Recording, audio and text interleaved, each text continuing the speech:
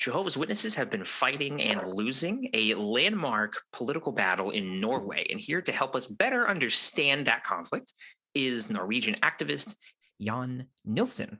Thanks for coming. Thank you. Yeah, thanks for having me. Looking forward to this. Now, is Nilsen right? Yeah, you can say Nilsen, you can say Jan, or you can say, if you're feeling lucky, you can say Frode. Frode. You have to. I know, I wimped out. I said it before we started, and now I've backed out. Yeah, you can say Jan. Jan is okay, or Nilsen. Okay, perfect. Well, just don't call me Brother Nilsen. That would be triggering. Brother Nilsen, yes. Okay, we won't call you Brother Nilsen then. Yeah. Well, maybe you could just give us a quick, 30-second breakdown of the overview. What has been happening in Norway with Jehovah's Witnesses over the past few years? In Norway, they get a lot of cash from the government every year. It's this year, it would have been about 17 million Norwegian crowns. That is approximately $2 million each year in just pure cash every year. And we have been fighting that. We have trying to get the agency to focus on the damaging practices and have them have some demands connected to the funding and thereby withdraw the funding based on different aspects of the Watchtower situation that we all know about. And for now, we are winning because they lost the funding this winter for now. So this is recent, this loss of funding. Yeah, we're dealing with it as we speak. Just a few days ago, I wrote a new letter, and we're dealing with it. But for now, the situation is that they lost funding, and now Watchtower are fighting an appeal to get it back, to get the decision overruled. But the decision, as it stands now, is that Jehovah's Witnesses in Norway were the first religion to lose the public funding based on things we'll get back to, I'm sure. Wow, so that's really big. And so if I'm understanding this correctly, that government funding is different from charitable status, let's say. Is that? Yeah, it's an arrangement for religions and some organizations based on their membership numbers, and they get cash per member, and then it adds up for every year. So basically, right now, Jehovah's Witnesses, because of the practices of the religion, have lost their funding from the government, millions of dollars. Okay. As the decision stands now, if it stands, they have already lost it for 2021, and now they are fighting to get it back. But for now, they lost their funding completely. So how is it that they came to lose the funding? What's the argument that was made against them, a religion, receiving this religious funding? There's a long story, and maybe we could get back to that. I'll tell you first but what the funding is based on. Yes. In just to explain, because people ask me all the time, why do they get funding at all? And in Norway, we have a state church that the government is funding. It provides services like funerals, weddings, ceremonies. They have employed priests. They take care of church buildings. And at the same time, it's in the constitution that all religions should be treated equally. So what the government does, they take the money they spend on the state church. Let's say they spend $2 billion on the state church, and then they take the number of people connected to the state church. They split that number that they spend on the church on the amount of members, and then you get a fixed number like $100 per person. And then all the other religions can send in their list of members and get this same amount per person. in cash. It's kind of complicated, but Norway is a social democracy, and we kind of spread the money around. And Yeah, we no, tax that a makes lot, total sense. and we spread. So, but it's a kind of special because the intention is that other religions also can pay their priests. They can take care of their buildings. You know the deal. But for Watchtower, this is just a gold mine, because they don't spend money on that at all. And to be clear, when I was a Jehovah's Witness, I never knew that this funding existed at all, because the congregations, they're never told about this money. The money never go out to the congregations. We never see anything of them. So it wasn't before I came out that I realized that they get this money. Normal Jehovah's Witnesses never see $1 of it. It just that's a really interesting point. Something that I hadn't thought about when it comes to that is that they are expecting the clergy to be paid, and they're expecting that's the whole arrangement is so that clergy can be paid. Yeah, but so that people can get paid to do their jobs. But Watchtower relies on free labor, so it's just going to, Watchtower. Yeah, and it's not like in Norway when you go to a meeting or to what do you call it? Like an assembly or a convention? Yeah, assembly. It's not like they are telling you that, dear people, we just want you to know that we get public funding for this, so you don't have to give donations. No, they never say that. You never hear about it. So, of course, everybody is expected to pay just as much as any other country. So all this cash is just milk money for the mothership, the Watchtower organization. That's really, I had not thought of that at all, but that's kind of fascinating. And I don't know if this is just out of curiosity. It's not really the larger point, but, here in the States, when we have an assembly, and even in the congregation meetings, they will announce whether or not we have a surplus or a deficit. Of course, it's always a deficit. Yeah, always. And ideally, in a country like Norway, that wouldn't exist because it's all being subsidized. But you're saying they're still making those announcements. They're acting as if that money isn't there. We never hear, and also in the local congregation, because it's a lot of money. It's more than $100 for every member, including children. I think I read it was $140 per member. Yeah, it's about that. So if you have one family with 2 parents and 2 children, that's $500, $600, $700 that Watchtower gets paid, and those money are supposed to cover the religious expenses for this family. But of course, that family never hears about those money. They never see it. So it's yeah. And now they don't get it. Well, that's really interesting. And, I hadn't thought about it from that point of view, but as I understand it, the reason why they are currently losing their funding is not because of that. It is because of the actual practices and doctrine of the religion. So how did this start? I mean, I'm assuming this started with on the ground activists kind of trying to get the government's attention, or what was it? It's a long story. I'll tell it from my point of view because I was involved, and I will tell kind of my experiences. And when I say I did this and I did that, it doesn't mean that I'm the only one doing stuff. We were several, but I will explain kind of the stuff that I was part of. And it started in 2019. At this point, I was a fader. I worked anonymously.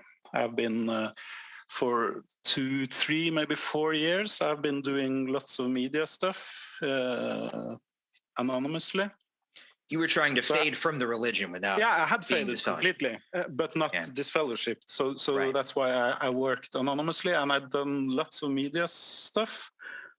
I was a mod at Exchanger Reddit. I did a lot of stuff, but I was still anonymous. But I also had a kind of big network among journalists.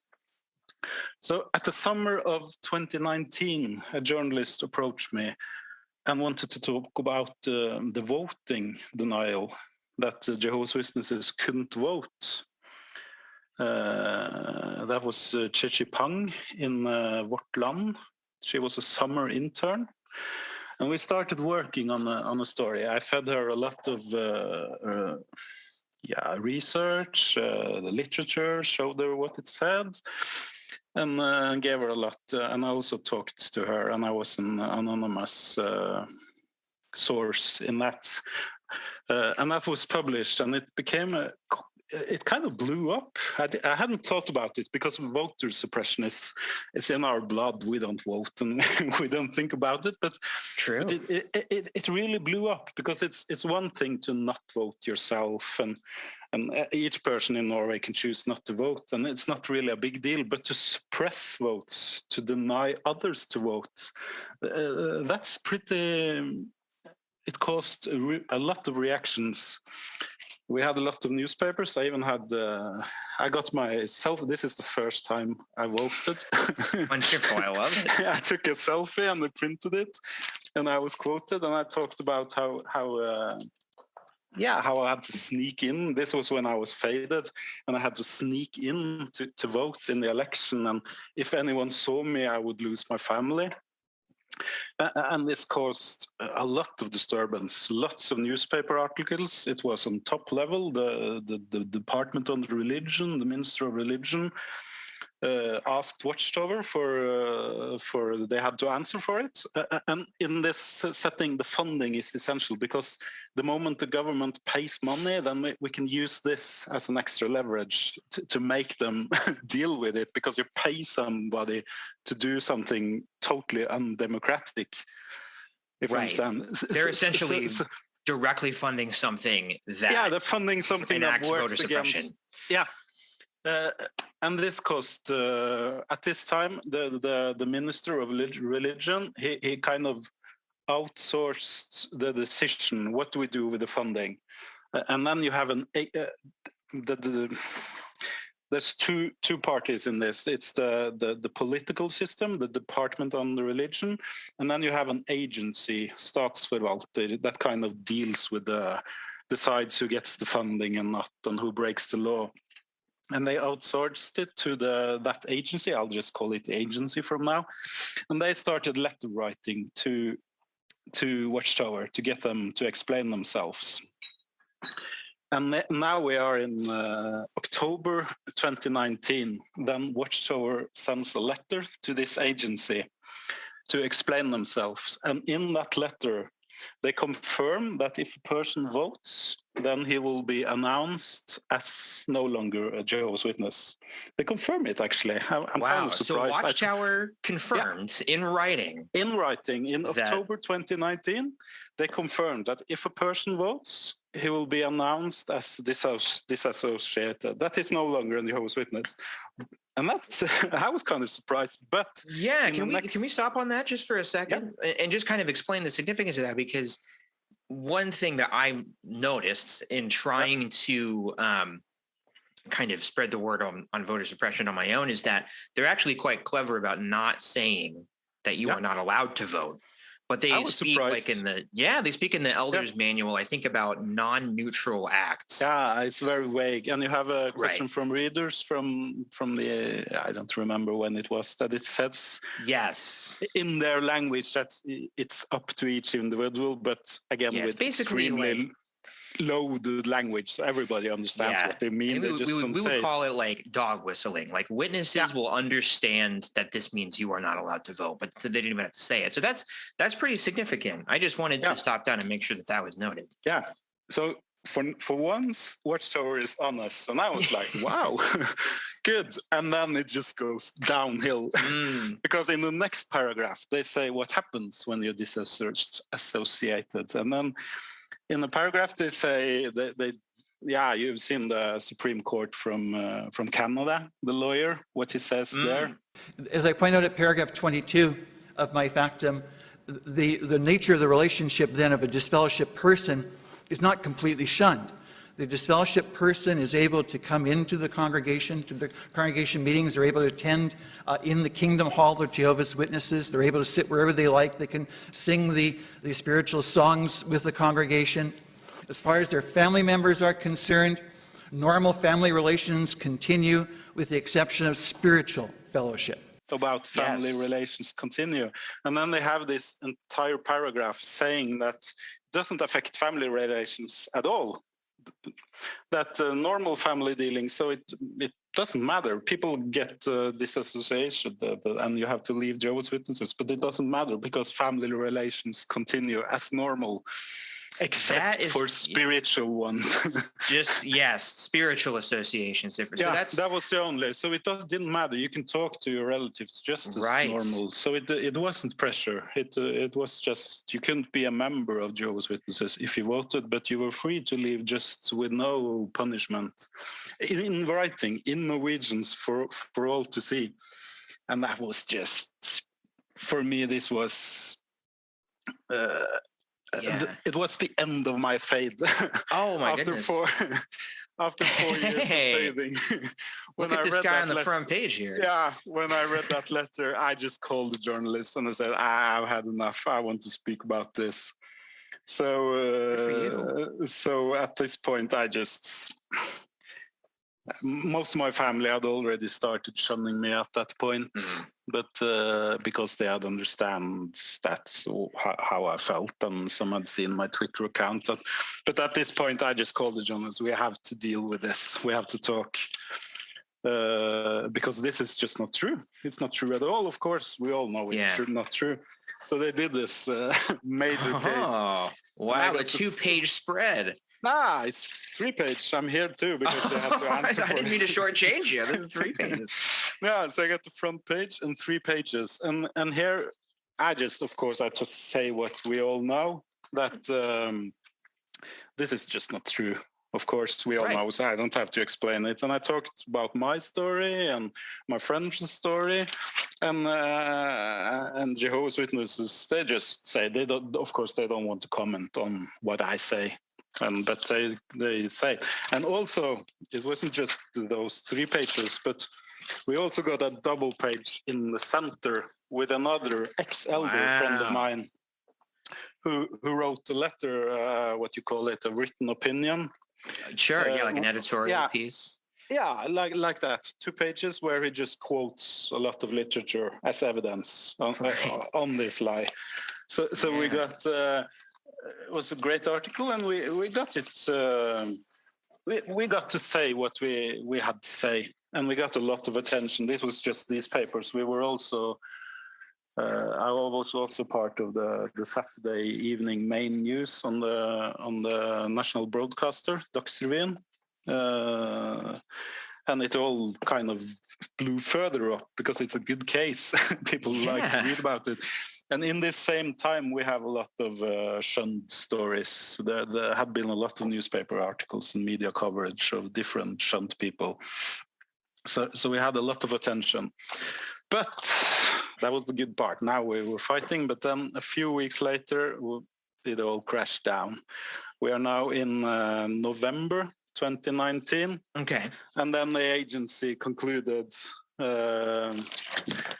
that Jehovah's Witnesses kept the funding, and they called me, and I'm kind of pissed, and I say, "Can you say pissed?" Folding your arms. Maybe. Yeah, I'm fading, and I say, they're quoting me that I cannot imagine any other place where people can make a false statement to the state and still get their money. But what the agency said is that as the law it is now, the law about the funding is not worded good enough. We can't just withdraw it. We need. So the agency pointed back to the politicians. This is 2019, and the agency said we can't just cut the funding. We need specific rules to when and where to cut the funding. We can't just, we don't like them, we withdraw funding, and because there was a lot of political pressure also, because a lot of religions have different rules. You have some people, maybe they don't like gay people, should they lose the funding? They don't have female priests, should they lose the funding? So you can't just say that, they can't vote, we take back the funding. So it was kind of disappointing, but it was okay. We even made the news section on jwa.org. They bragged about it just in our face. But it was kind of cool. It was kind of cool to I don't know many apostates who've made it to the JW News breaking news section. So what did they publish on JW.org? I'll put it on the screen. They published that the agency in Norway was trying to withdraw the funding, but Watchtower gave them specific, accurate information about Jehovah's Witnesses' practices, and then they were satisfied. And it was all about big glory to Jehovah for. Yeah. So surely in the JW.org article, they didn't say, now they were trying to pull our funding because we don't let people vote or else we shun them. They didn't say that on and we lied about the shunning and we told everyone. But what's right, we lied about shunning people. Yeah. But that letter is so crazy. I know several ex-Jehovah's Witnesses who just, when they read that letter, they just dropped everything and left. Wow. Well, it's a clear-cut example of Watchtower lying. And it is literally just a lie. It's not finding a loophole or clever wording. It is just simply I can not take true. One example. Cody, just a friend.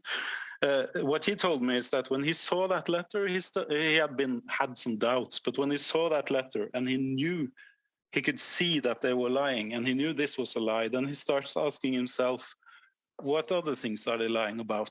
How can I trust them? When they lie about this, how can I trust them about other things? And then he started doing research. And of course, when you started going down that rabbit hole, it all falls down. And I also know about board of elders in congregations in Norway who read the letter and approached the circuit overseer and the branch and demanded an answer from the branch. Why are we lying to the government? Yeah. And they had set up a Zoom call with the branch to get answers.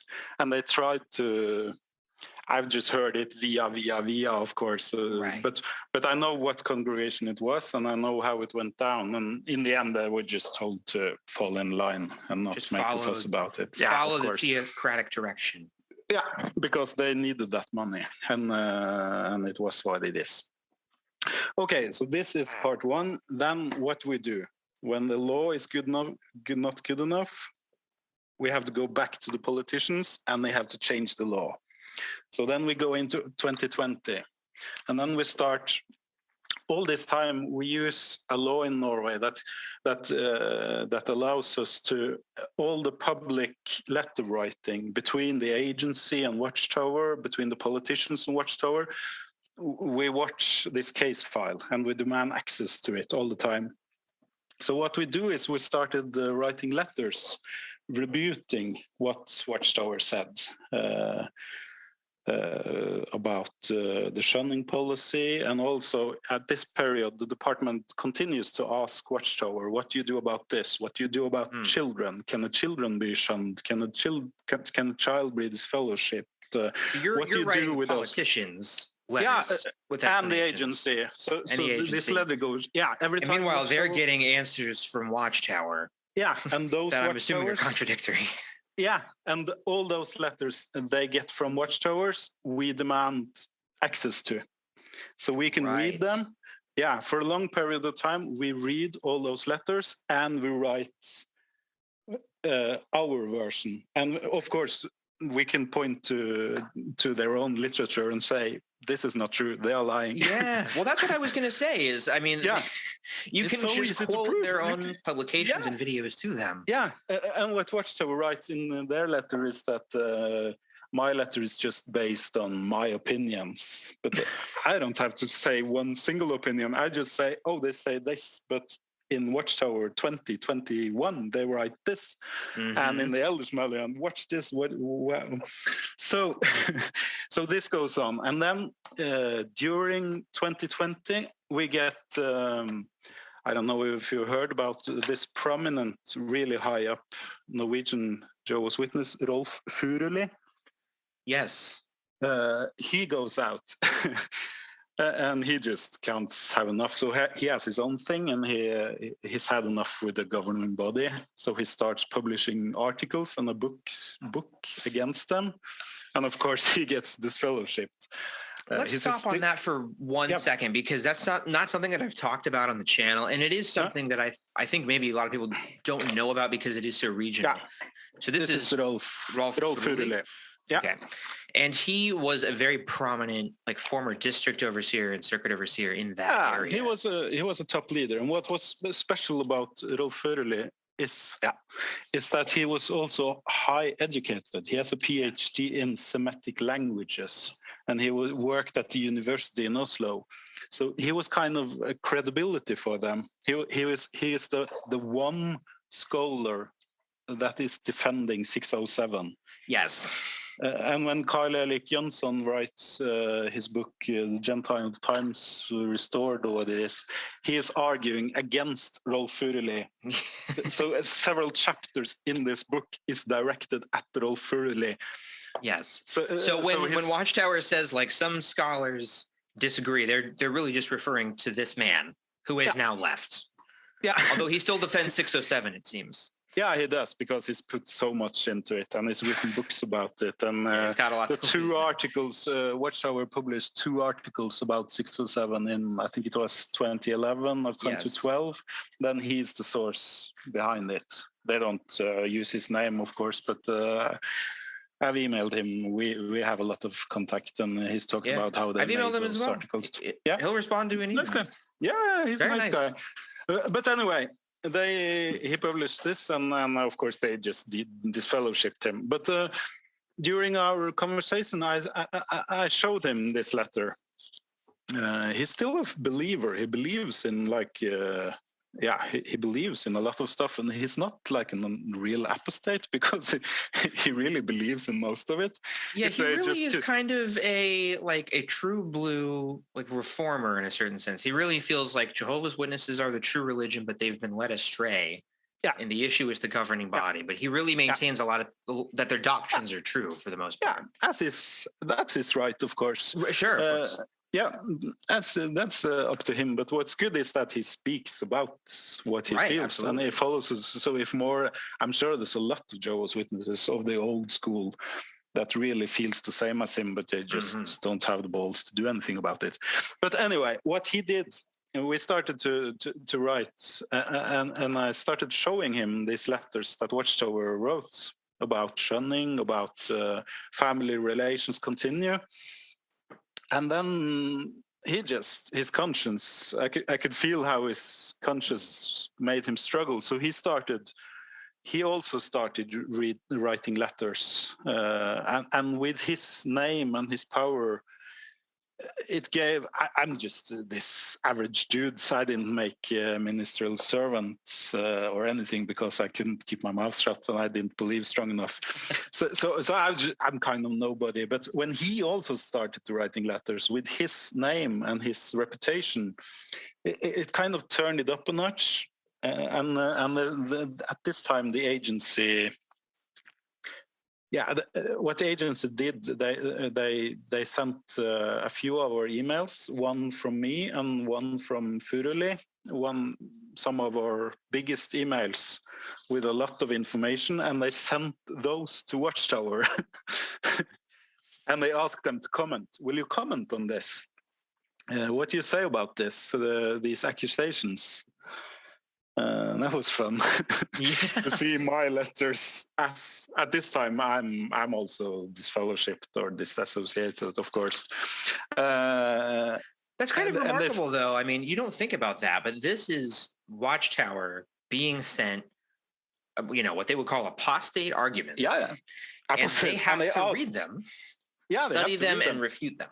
So there are people there whose job it is to generate apologia regarding stuff that people like you and, critics of Watchtower are saying. Yeah, they have to.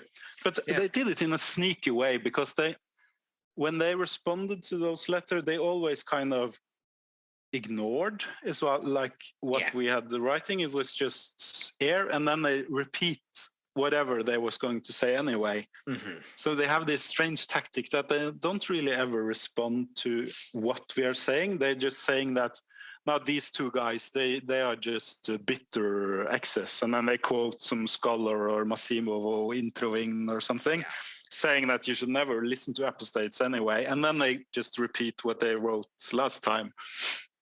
But it doesn't work outside. It works inside the organization. Right. It doesn't work because it's so easy to see through. But anyway, this process goes through the entire 2020. And at the same time, the government changes the law. So during 2020, because of this, the public is has an outrage. It's not just these cases, but the idea that Norway pays out a lot of money with no demands, and Norway is very secular, and it's a modern society with equality, and people don't like bad religions with unhealthy rules, and they don't like being lied to. So we have this public support that we use against politicians and media pushes. So during 2020, they changed the entire law. And we have different papers. Here is me and Rolf Furuli in Morgenbladet. It's a very highly respected paper where we talk about this. But yeah, in the end, I'll shorten it a little. From the 1st of January 2021, we have a new law. Then, yeah. So during 2020, the law goes through the parliament, is voted on, and with a massive, it's bipartisan and everything, and the new law from 2021.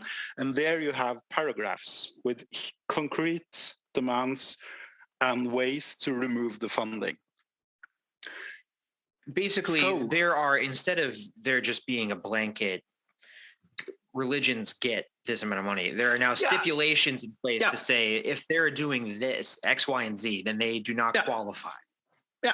In the old law, it just said you have to behave yourself to get the money, but kind of be nice. You have to. It's kind of, and then impossible to just draw the lines. But in 2021, from then, so when they apply for this funding, the agency, what they call it in kind of bureaucratic words, they open up a case regarding Watchtower.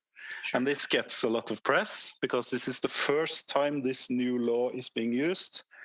They open up a case, an investigation about Jehovah's Witnesses. And in that investigations, they quote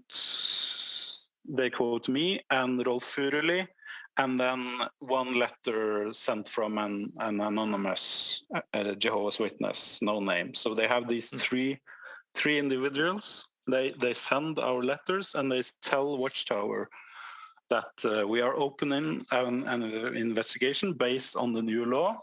And do you want to comment on this letter? And then Watchtower kind of, they don't really respond. They kind of whine. They want to know what are the accusations, and we can't defend ourselves if we don't know what the accusations were. So they didn't really respond to the letters. They just kept going with the same harassment against us. But surely they know what the accusations are because they had already been raised. They know what we're talking. They just play games. But so then we get to when was it? October 21? No. Yeah, November, October 2021. Then my notifications everywhere started to blow up. I think it was my ex-wife's partner who was first. Actually, it was just boom and boom, and I started everything, and then just, how do you feel? And I was just, what? I was working. I was, what? Watch the news. And then I was clicking on just a random newspaper, and then on the front, Jehovah's Witnesses loses their funding. And I was just like, it was incredible. That was after 3 years of fighting. And then it goes maybe in the next 30 minutes, 2 major newspapers call me to get comments. And I'm just like, it was really moving because it's not about the money. It's about being believed. If you know what I'm saying, it's about getting the recognition that our voice matters, our story matters. what we say is true, and it was for me. It was I kind of broke down when the first newspaper called because it was so emotional. I wanted to, I'm sorry to cut you off. I wanted to talk about that, about the reaction to it. I think you said it great, that this was validation that you are valid. What you're saying is true, because all you're hearing, even to this day from Watchtower, are just lies. Yeah. And remember, for the most part, governments believe them. Yeah. And remember, all those people, me, Furuli, all the other people helping, people in Hjelpekilden, my friends, we're all shunned. We're supposed to. The whole idea of shunning is that we have no voice. We are not valid. You shouldn't listen to us. What we say is lies. So don't listen to us. And then when we reached top level in our country, we managed to change the law, and the top bureaucrats, they act on that law. And Jehovah's Witnesses is the first religion in Norway to lose the funding based on that law, based on what we told them. It was great. I mean, it is a rebuke against the harmful practices of the religion. You know, it's not like they were caught in some weird legal loophole. It's the government looking at a situation, seeing this is not morally right. We need to include this kind of harm in the law to prevent it from happening, and then enacting it. Yeah. And back to the conclusion from the agency, they wrote like 2-3 pages directly quoting stuff we had sent them, like the Shepherd Book, the Keep Yourselves in God's Love, and Watchtower articles about shunning.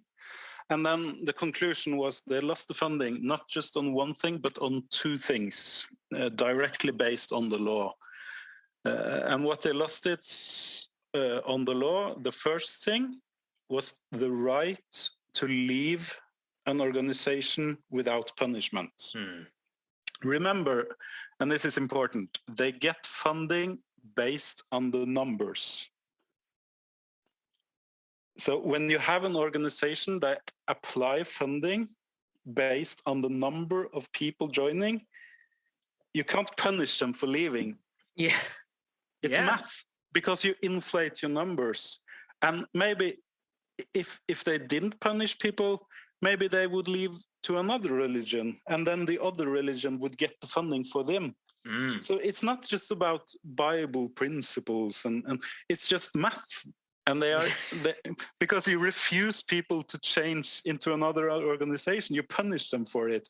And by that, you inflate your numbers. If a political party got money based on how many members they had, and then they punish people for changing party, of course they would inflate. Yeah, it's basic. And this one they will struggle with in their appeal, because it's obvious that you can't let organizations do that. So that was the first, and they lost that, and I don't see how they can come back from it. That was the first point. And then the second was undue pressure against children. Based on the fact that even minors that's below 18 years old can be disfellowshipped. Basically that. And also stuff like marking talks, undue pressure. So both these points were enough to withdraw the funding, even if it was just one of them. Even if they can talk themselves out of one of them, the other will still be enough to withdraw the funding. So that was cool. So both. That's really cool. Yeah. So it's a long story. It started with the voting deniability, and even the conclusion doesn't mention voting, but it's kind of baked into the right to leave. Without punishment, because what they say is if you vote, then you have disassociated yourself. Yes. And that would be okay if you didn't get punished for it. So, so what it all started with is baked into this first, the right to leave without punishment. But it's also very interesting, the second point about there was a lot of letter writing. Well, Yeah, I'm sorry. lot Go of ahead about the lies. letter writing. Yeah, it was a lot of lies about how they treat kids, because they were asked they even had a Zoom call with Paul Gillis in it during the this government process. did. Yeah, the government. Watchtower has Man, been I wish we could see working. that report. Yeah, they have been working relentlessly to lobby this. And Paul Gillis set up a Zoom call. And I've been watching the post list, and it's been all kinds. Watchtower, they demanded to meet the Prime Minister, the Minister of Justice, the Minister of Religion, the Minister of Children Affairs, of Family, and also the Minister of Culture, I think. Most of them were denied, but they had a meeting with 2 state secretaries. That's the level below the Minister of Religion. Yeah. And there was Paul Gillis. And I after this meeting with Paul Gillis, the department sent them a letter with some questions to follow up. And in those letters, they were asking about children. Could a child be disfellowshipped? How do you deal with them? And those answers they were also always talking about how the elders would always support the child if it's spiritually weak, if they were trying to help, how the elders would do all these kinds of stuff to help the child. I wrote several letters, and I know others also wrote about, just to make them know that some child don't want spiritual help. Yeah. Because you're awake, you might Not be every gay. kid wants to join their mom and dad's religion. No, and you So could it's be not baptized. it's not helpful. Yeah, you could have been baptized at 12, and then you came out as gay, or you just don't believe anymore, right. and then it doesn't help that the elders offer you spiritual help. Well, let's. I want to. This is really remarkable to me that, like, a government could enact something like this, because we talk a lot about child protection as critics of Watchtower, and obviously that, like, child sexual abuse, obviously that's, everyone agrees that's bad, and everybody agrees that everything possible needs to be done to do away with policies that allow that to take place. But what's harder to articulate to outsiders is the way that you are unsafe in the environment, just mentally and emotionally, because of the constant pressure you feel, your inability to explore your identity. These are the kinds of things that are generally difficult to articulate. Yes, and how they use family relations as a threat, as a pressure to even children. Right. I mean, your happiness as a child in the religion is dependent on whether or not you are engaging with the, religion of the family.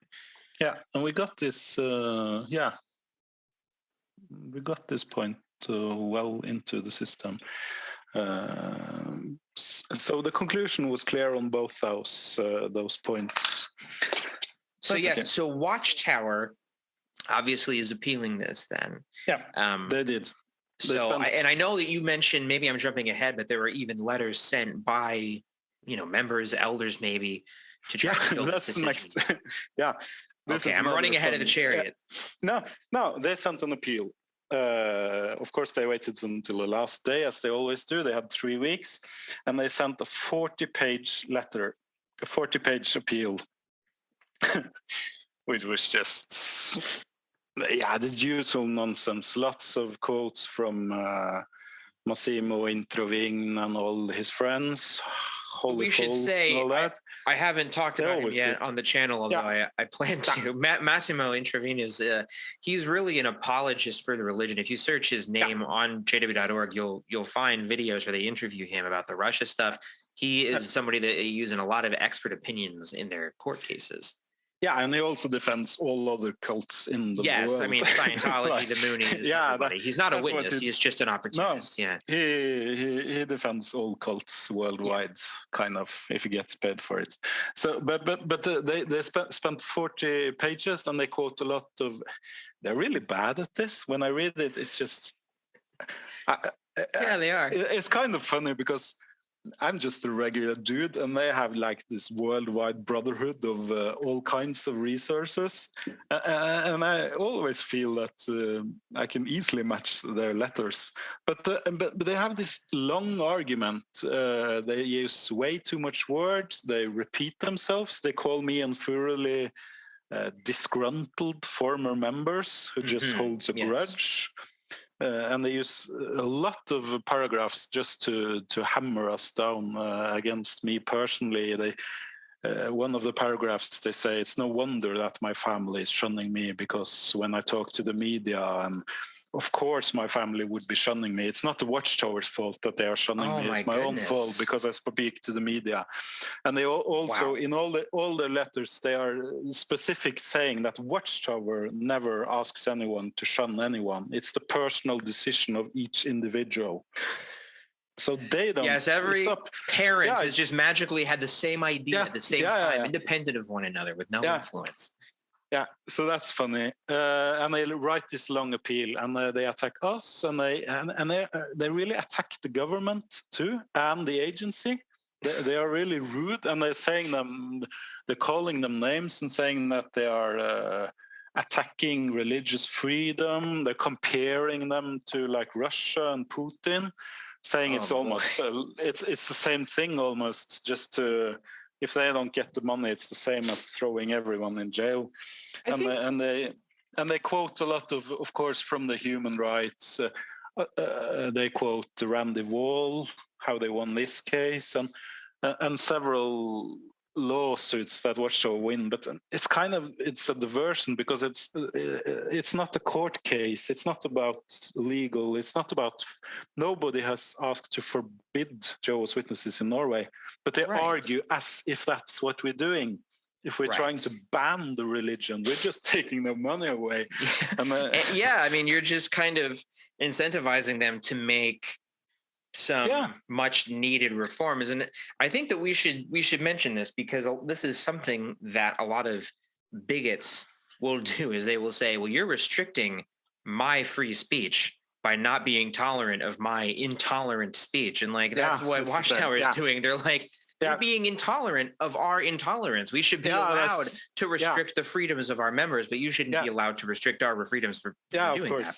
So they're talking about how they are attacked and how they have to deal with this, and they have always been peaceful, and it's just empty words. It doesn't make any sense to the specific in this case. And of course, they're free to do. Nobody's denying them the right to shun. They can shun as much as they will, but the government won't pay an organization that they're not going to get millions of dollars to do it. Yeah, it's not more difficult than that. But then to the fun part, of course, what do Watchtower do? They get their members to write letters, and they don't ask like 10 people or 20 people. Of course, they haven't asked. When this came up, they pretended that there was just individuals who has decided for themselves to send letters. But at this moment, citizens. Yeah, at this moment, the agency has received more than 2,000 letters from Jehovah's Witnesses in Norway. 2,000? Now, there's only like 12,000. That's 12,000. So 1/6 of all Jehovah's Witnesses in Norway has written a letter. Wow. What would that be in American numbers? Like 200,000 letters? Yeah, I guess it would be right. Yeah, imagine if American JWs wrote 200,000 letters to the government, and it's funny in so many ways. Well, yeah, I mean, what are they saying? What are the objections to the rank and file members? But what they're saying is that these are testimonials that counter what we are saying, and basically the letters are, as far as I know, it's just Jehovah's Witnesses talking about how good it is to be a Jehovah's Witness and how comfortable they are. And some, of course, have been disfellowshipped, and then they can write about how it helped them to regain their faith and come back. That's what I guess. Yeah, I'm still fighting to get access, because my demand for access has been denied because of the two things: the privacy and the workload of the agency. Because if the agency were to give me those 2,000 letters, they had to go through each and one of them and to redact take them away. and- Yeah, redact personal information. And for now, they have denied me access, but I have complained because it isn't fair. But I'm not sure I can handle reading 2,000 letters. But it's so typical Watchtower. They could have had 15 people doing it, and it would make sense. Right. To just get some voices, and but they just can't help themselves. It's So like- what do? We write 2,000 letter, and it's not like hundreds of people working on this. It's in Right. this agency handling, it's maybe 2 or 3 people who has Right, these it's a skills. tiny department. And so, I mean, is part of the strategy just to gum up the works and say, well, it'll take them a bunch of time to read 2,000 letters? I don't know. I feel in what they say to the press and what they write in their appeal, their argument is the only disgruntled ex-Jehovah's Witnesses is me and Rolf Furuli. I see. And in their appeal, they actually write that several thousand people leave Jehovah's Witnesses each year peacefully. Oh. while me and Rolf Furuli, we are not doing that. So You just they're couldn't not shut saying- up about it. yeah. So they use peacefully as a contrast to me and Rolf Furuli. We're not Right. Well, peaceful you're at being all. violent then. The opposite of peace is you're being aggressive. They're not saying it, and- but yeah, that's what they say. So they kind of use that argument, and then they got 2,000 people sending letters telling about how wonderful it is, and it doesn't really make any difference because okay, if 2,000 people love being in shows, it's okay, good for you. I Yeah. don't care. no one's Doesn't telling them change to leave. anything. No, it's like if 10 gay people are struggling and telling how they got hurt by coming out, then it doesn't help if 2,000 straight people talk about how good their marriage is. It doesn't change anything, you know. Right. So it's just diversion. So I'm not sure, but yeah, You know, and we'll it's- see. It's kind of it kind of serves the opposite point, which is like, Yeah. surely what they're trying to do is say, look at all of these free individual thinkers. We're not forcing them to have these opinions, and yet they're like, write letters saying Yeah, this, and they all came. and they immediately they all- have command of the rank and file to write a bunch of letters. Within 3 or 4 days, all those letters came Yeah, right. simultaneously. And So it's Watchtower kind of is the like- opposite point. Like, yeah, And Watchtower is like, no, we didn't do anything. This is just we details." didn't ask him to do these letters. and it happens all the time that Watchtower they really treat people like they're stupid. Yeah, It's so and these are high level officials, highly educated bureaucrats, yeah. and I'm like, doesn't work like that. I wanted to ask your opinion on that actually, because this is something I've been trying to figure out in my interactions with the limited interactions I've had with people at Watchtower, is that like we criticize the publications being so simplistic and so, insultingly, talking to people like they're children, but they really talk to everybody that way. It really just seems like it, when you come up through the organization, you're taught that is the best way to reason and explain yourself. And it just kind of seems like that's just what they think is best. It doesn't seem like it's that conscious of a decision anymore. Yeah, also the way they quote, because in their letters to the government, and they even made a public piece written in the newspaper where they send in like a written opinion chronic, and in that they just use the Watchtower way of quoting. They say some scholars say or many scholars say, and then they just have it, not even a quote. It's just some scholars say, a lot of scholars say you should. It has never been quote. said by some. It has been, and I'm just like, you can't say that out in the real world. Yeah. And they quoted Massimo Interring saying he was the world's most respected sociologue. Like, is there a rating system? How can you do that? Rated by MassimoIntervene.com. Yeah, himself. So it's so stupid. But what's funny is that when they write a written opinion like this, it creates our right to answer. Yeah, yeah. So it's kind of funny we managed to lure them out into the newspaper with their written opinion, and it was funny because I'm sure when they have sent in that piece, they were really proud of themselves, but it was so easy to counter. So I wrote back and I got it published in the newspaper last week. Got a full page with my letter responding, and there were several things in that letter. They just keep lying in the letter to counter point 2 about undue influence against children. The board of directors in Norway, Watchtower Norway, Jørgen Pedersen, he says in his letter that Jehovah's Witnesses never baptize children. So, so you're saying Watchtower stated in writing that they do not baptize children? Yeah, I can read. I'll try to. It's in Norwegian, of course, so I had to try to find the English word. Oh, sure. It's in the letter from Jørgen Pedersen.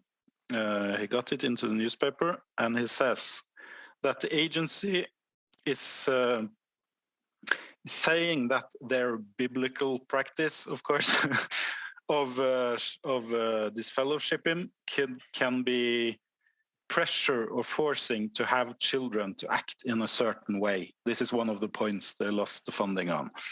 And he said this personal way of seeing it is very problematic because Jehovah's Witnesses do not baptize children, unlike other religions. To become a Jehovah's Witness is an informed election being made by adults or mature young ones after a thorough study.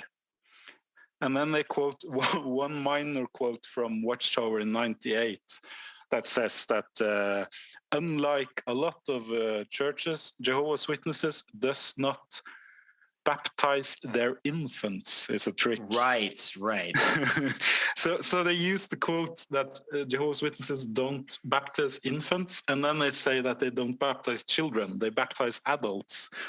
Wow. And it was like, and then they go on. And then they just fall totally off the cliff in stupidity because they say that it's normal in the society that people in Norway, the lowest age of punishment is 16 years old. And they say that a teenager, it's not unusual to pressure children, they say, because a teenager can have a license to drive a motorcycle, or he can have a work contract, or he can have a fine by the police if he does something illegal. And they say that this is the same thing. And if this is allowed, then disfellowship in children should be allowed. So you can't say that Jehovah's Witnesses does something bad when children can get in trouble in other ways. And it's just like, oh my gosh. So when that's really shocking. Yeah. So when it is and it isn't, you know. It's so stupid.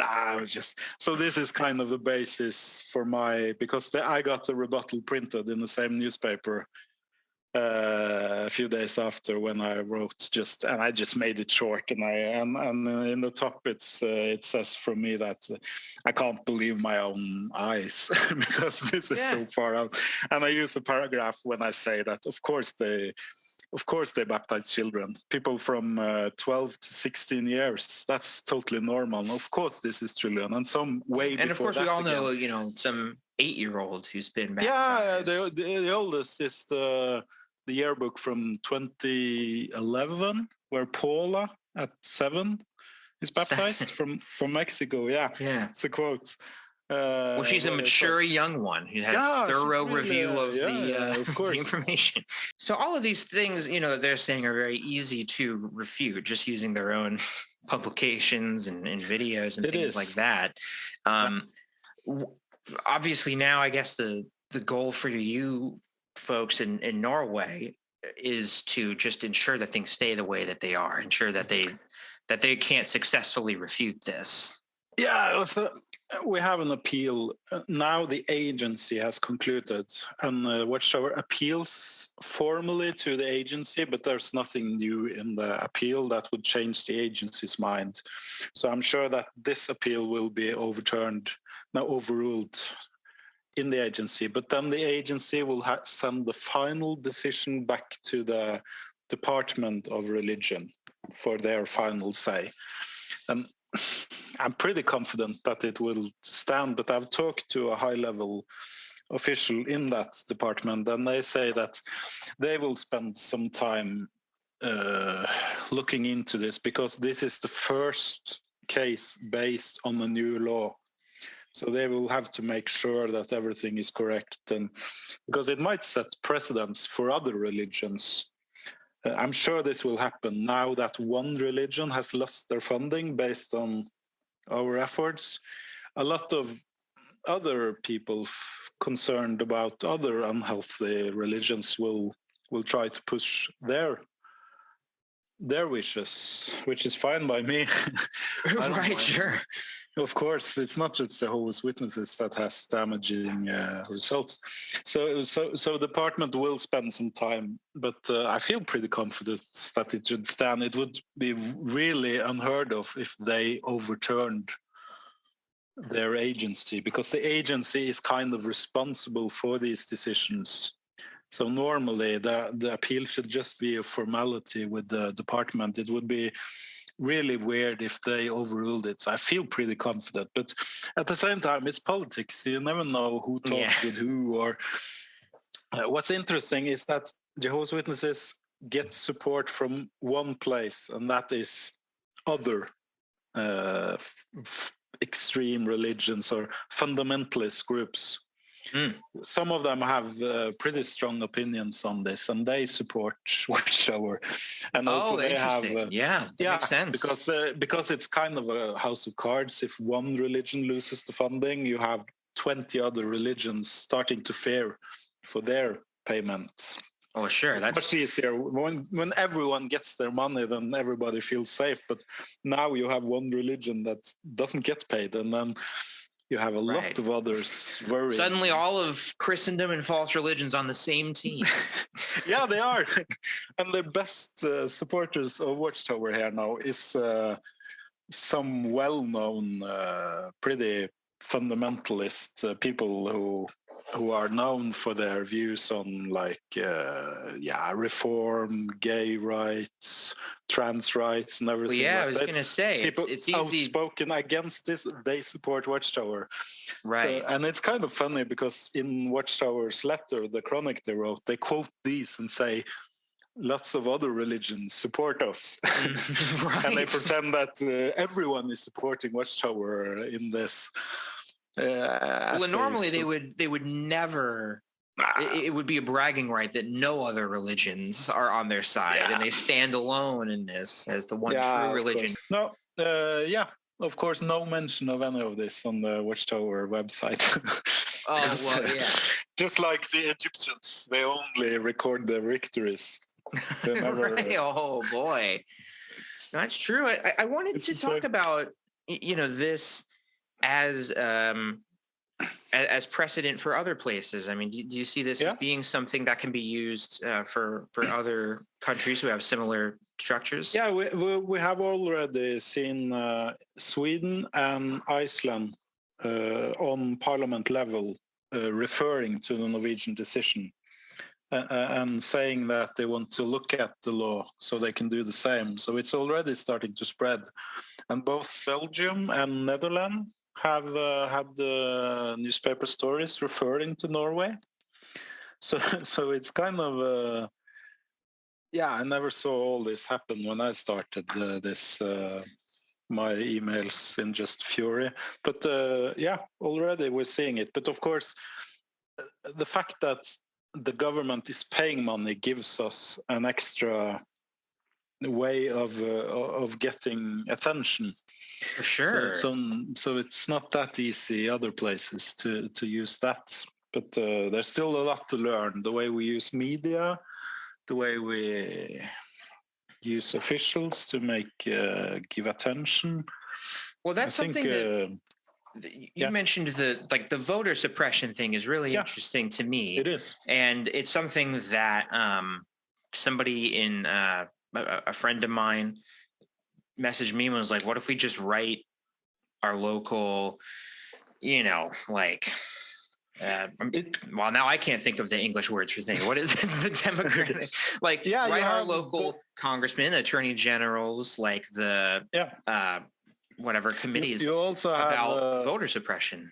Yeah, voter suppression, because most countries have laws against that. Yeah, But it's important.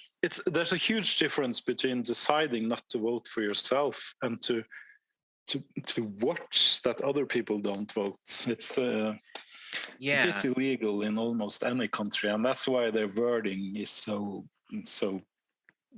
Well, I mean, it's a huge, in the United States, it's a huge conversation right now, because even trying to make voting more difficult can be seen as voter suppression. Even just adding extra steps to make it more challenging.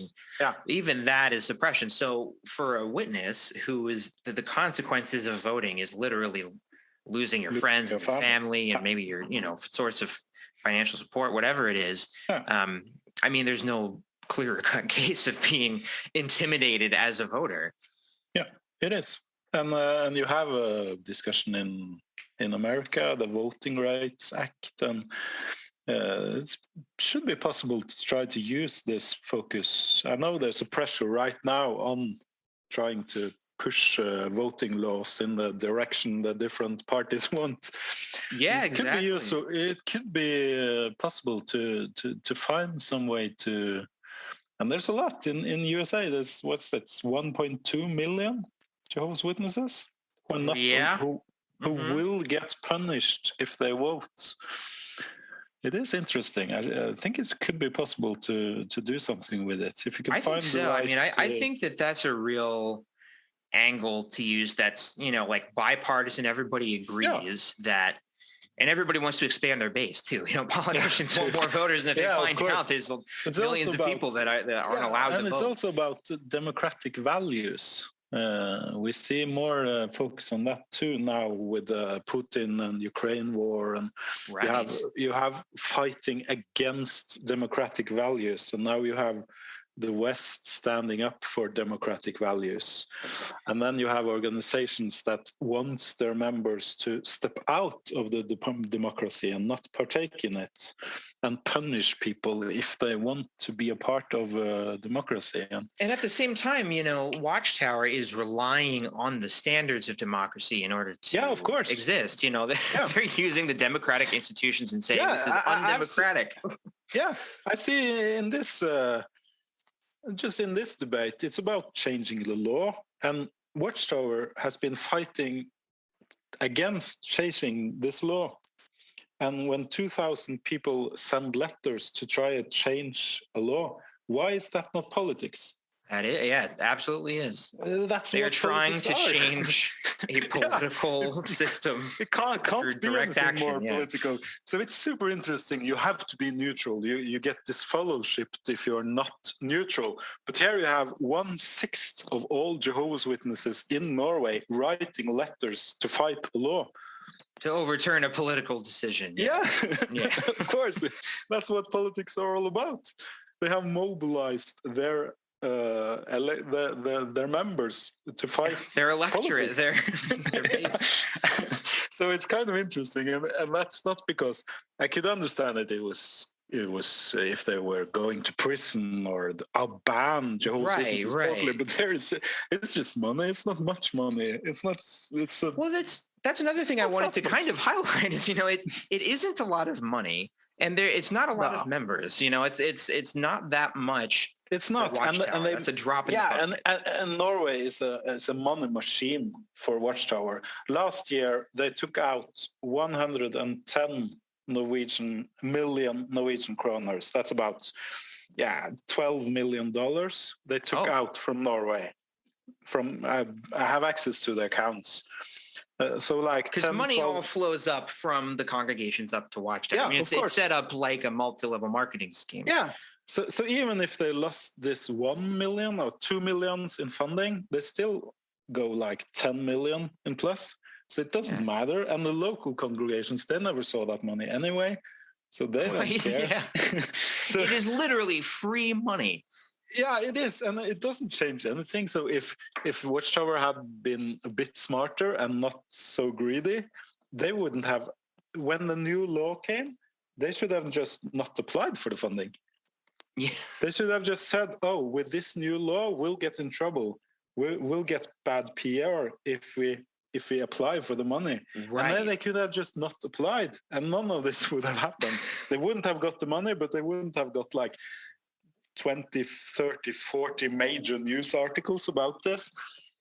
Well, yeah, because now when they are preaching, they are going to be encountering people who are like, oh yeah, those people who I saw in the newspaper who don't let people leave and who don't let people vote and who, manipulate. It's been everywhere. It's been everywhere for the last 2-3 years. There's not one single person in Norway who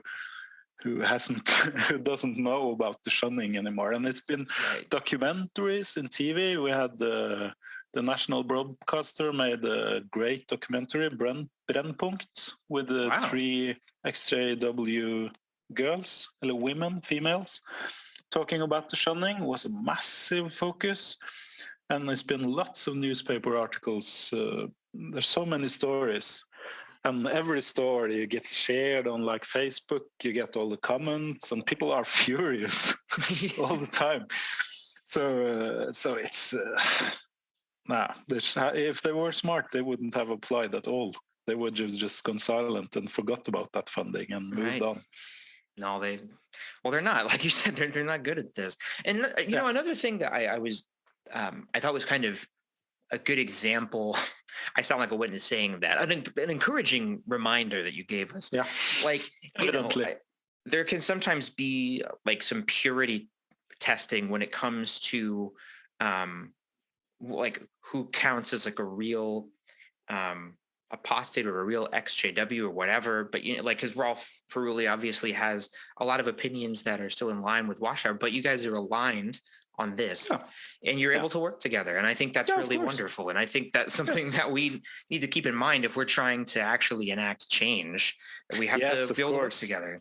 There's no point making a lot of fuss about I can discuss a lot of things with Feruli, and sometimes some things we're not agreeing on at all. But that's life. That's like the uncle that you love, that you have totally different political opinions, and you still agree on a lot of other stuff. It's no problem.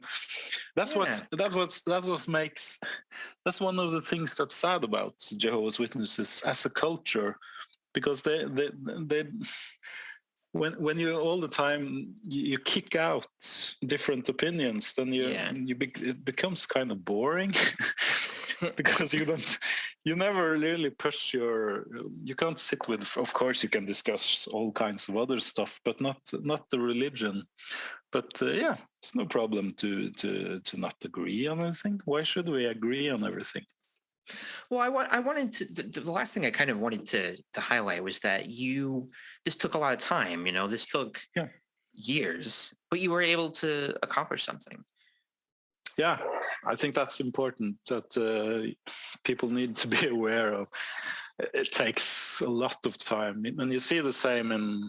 You have the case in Belgium, where people have been Reclaimed Voices and Patrick Haig, and they've already been doing this for 3, 4, 5 years, and now there was an appeal, and then they get the case back, and they might lose the appeal, and then they have to appeal again, or they won in a lower court, and the years go by.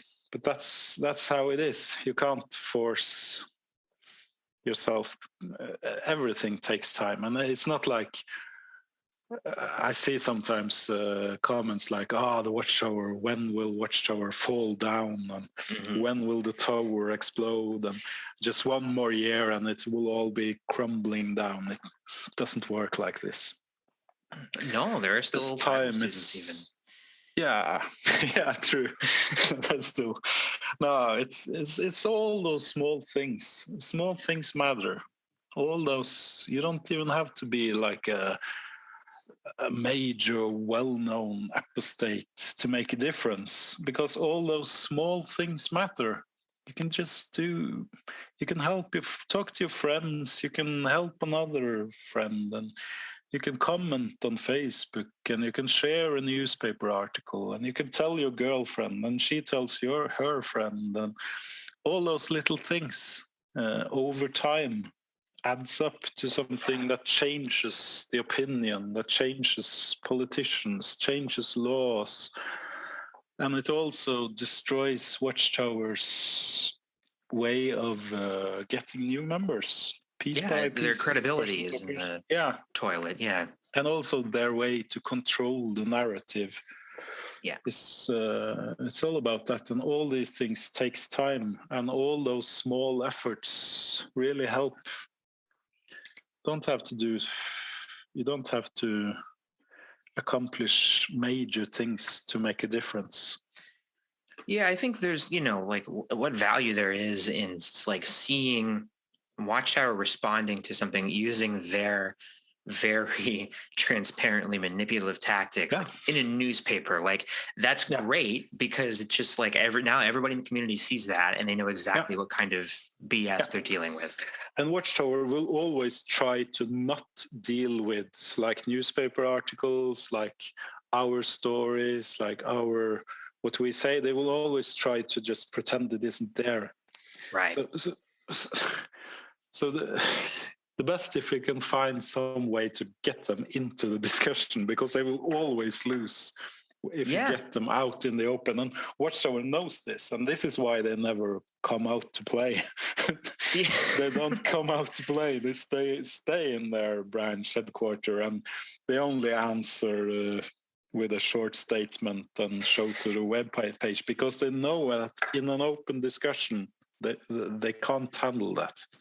Well, that's what's kind of remarkable, like they sent this 40-page response, but at a certain point, it is a yes or no question. Do you shun former members or don't you? And instead of just saying, well, look, we don't, and maybe we kind of do, but even if we did, it's not a big deal. And even if we did, they like it and they thank us for doing it.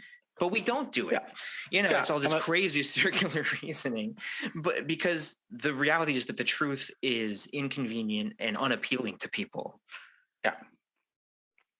And at the same time, there's always a risk of losing. I know that if they win this appeal, it will be breaking news on their website. And they will tell everybody that those 2,000 letters were evidence of Jehovah's blessing. And then they will rub it in my face, and my former family will just glee and think that Jan Frode has made a fool of himself for the entire country. And that is a risk you have to be willing to take. Yeah.